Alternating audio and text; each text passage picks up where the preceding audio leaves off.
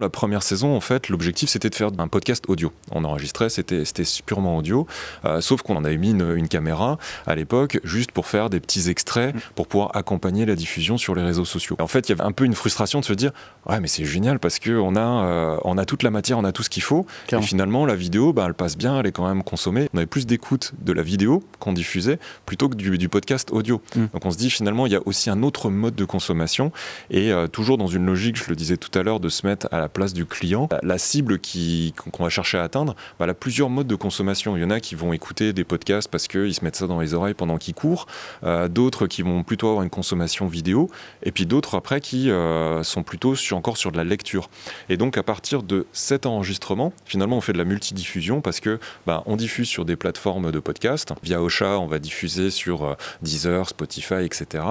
On va diffuser en vidéo notamment sur LinkedIn. Et puis après, aussi avec le contenu qu'on a de l'enregistrement, on en fait un article qu'on va retrouver après sur le blog d'expertise de OneRH. Donc ça nous permet de toucher finalement plusieurs typologies et surtout à des moments différents.